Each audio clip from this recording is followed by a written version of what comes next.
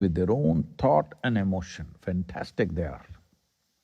They are such geniuses that they are 20, 30, 40, 50, 60 years of age, still have not figured out how to use the 5 fingers of their hand. Suddenly these 2 fingers go and poke their eyes. That looks ridiculous, isn't it? Sounds ridiculous? That's what it is. When suddenly your thought pops up and hurts you, your emotion pops up and makes you miserable, this is what it means. Suddenly these 2 fingers pop up and they poke you in the eye. How stupid is that? But that's how stupid it is. But that population is such a majority, then I decided, okay, we will load the dice in such a way that she falls one way for these people. So out of that, many things have come, many more things may come in future, much more powerful things. But it's also important when you disperse this in large scale, it is mild, that it's not too powerful. So controlling this has been the challenge, that it's not too powerful, it's just enough. So Raksha is mainly created to bring a certain sense of physiological balance. And I found it's unbelievable that today, in today's world, how many people have immunological issues. Their immune systems are not functioning properly because they are constantly in recycled air, they're eating processed food, and of course they don't breathe fully. Well, if you have to breathe fully, you must do something exerting, you must at least climb a damn mountain. You must do something where your lungs work, or at least you must do your Shakti Chalana Kriya in the morning. Otherwise, you are not even breathing fully, you have become a generation who cannot even eat a full stomach of food.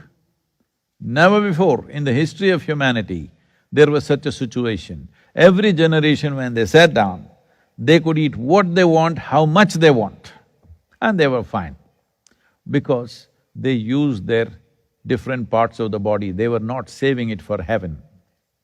They knew your heart, liver, kidney and spleen, including your brain,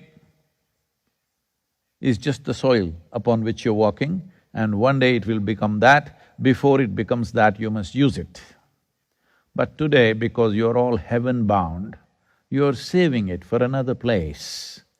Because of this, immunological issues. I know a whole lot of textbook scientists will attack me tomorrow morning.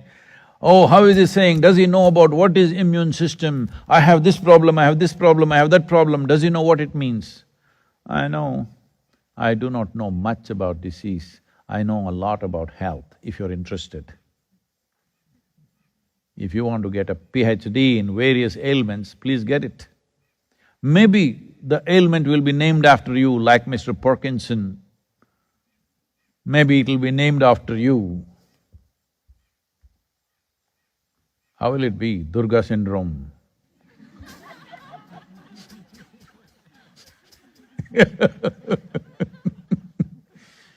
No, we'll wait for some really deadly disease and then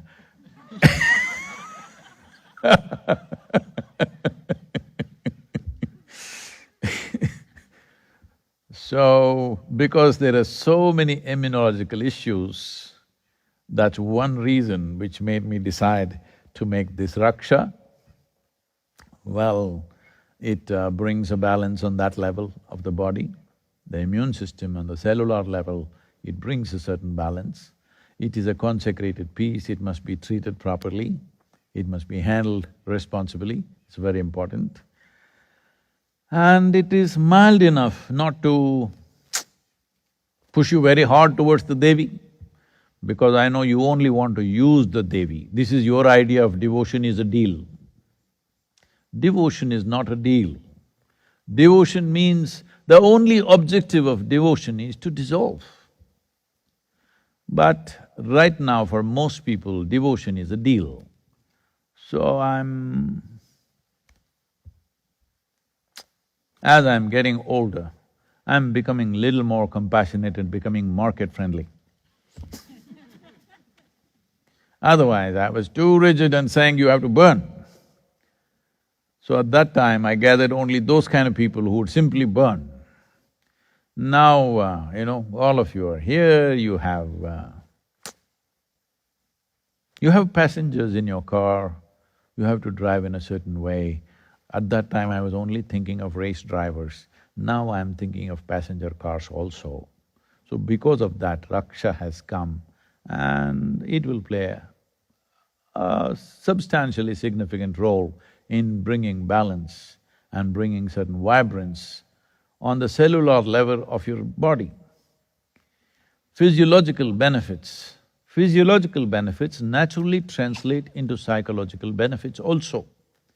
I know today, with all due respect, I'm saying medicine is divided into various specialities to an extent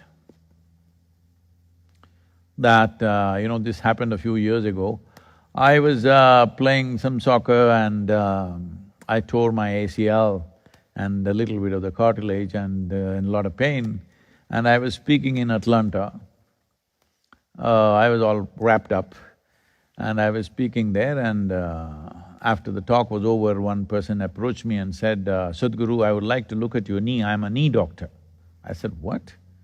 You're an orthopedic. He said, no, I'm a knee doctor. Is there such a thing? He said, yes. Then I asked, which knee are you, right or left? Well, who knows? Who knows, there may be such a specialization also. This had happened to yoga long time ago. We sort of fixed it. Long time ago this happened. People went on creating more and more specialization in yoga, not the way it's happening in the United States studios, I'm not talking about that. In a different way, like medical science being very specialized has brought many benefits. At the same time, it will also bring a lot of confusion in future. Well, in another 50 years' time, if you want a medical checkup, you will need 50 doctors to check you up because one person only looks at the heart or only the ventricles. Another person looks at only your left knee, not the right one. Another person looks at this and that. Dental surgery, dentistry, 9 years of learning. In that there are 3-4 specializations, all right? Just teeth. So this brings a certain amount of knowledge and expertise, yes. At the same time, when it becomes so diverse, for the limited amount of time that we have, it'll become impractical. Suppose you need a thorough medical checkup, now you need 50 appointments with doctors, that usually takes 6 to 8 months or maybe 50 years if you are living in London. So by the time you go through this, you will be sick for sure. So many tests and so many diagnoses, and by the time somebody collates all these diagnoses and decides what kind of ailment you have, it'll be usually postmortem diagnosis. So yoga had this problem a few thousand years ago, that it went into specialization. At one point of time in India, there were over 1800 serious schools of yoga, handling or approaching yoga in 1800 different ways. Then when Patanjali Maharishi came, he saw that all this knowledge is not benefiting anybody because all it's creating is confusion. Health is not happening, well-being is not happening, enlightenment is not happening. Only thing is knowledge and knowledge and knowledge. Then he reduced everything into 8 limbs. From 1800, 8 limbs, he said, these are 8 limbs and they need to be approached in a certain way. That is what the Yoga Sutras are about. Maybe at some point something like this will happen with medical sciences also, but right now it is getting into more and more specialization.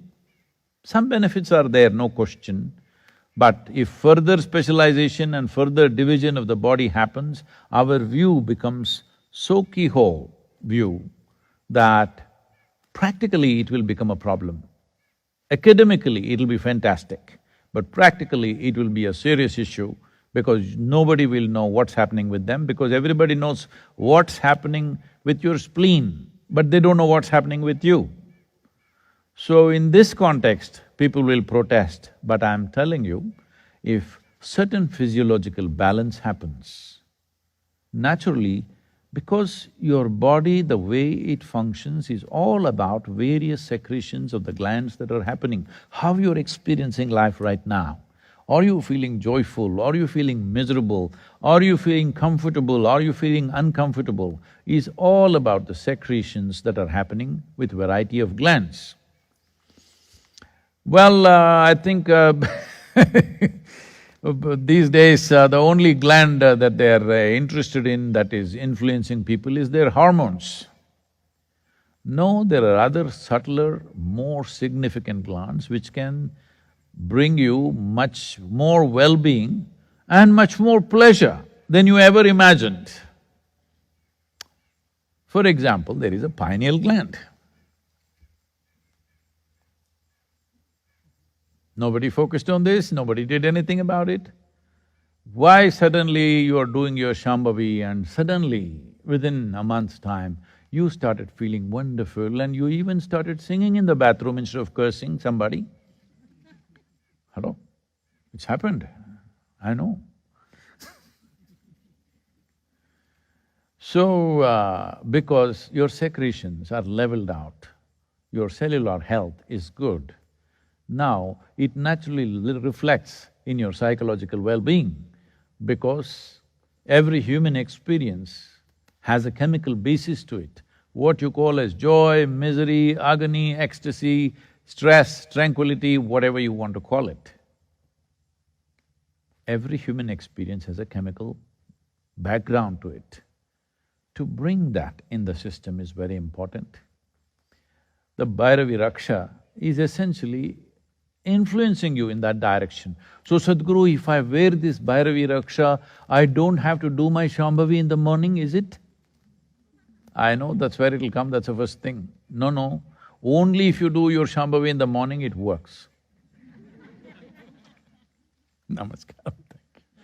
Well, for all the US meditators, we will open up the morning darshans for you. But I think there's only one coming up and after that we will be traveling a little bit. Maybe even that we can open in different regions, if possible, depending on where we are. But you must pre-register and you must have your own mask. Hello? Are you on?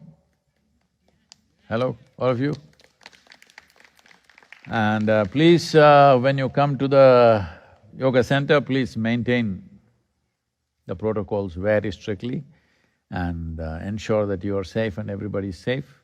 This is something we carry with pride that in India, nearly 4,000 people are there in the yoga center, not a single positive case, and here also around 100 plus people, not a single case. We want to keep it that way, we want to keep your families that way also, so please maintain this. If you happen to come here, please maintain that, and wonderful to see you. I'm sorry gates were locked all these days, and yesterday when I saw that family waiting outside, I thought we must open. It was very late in the night by the time we announced, I think. Thank you very much.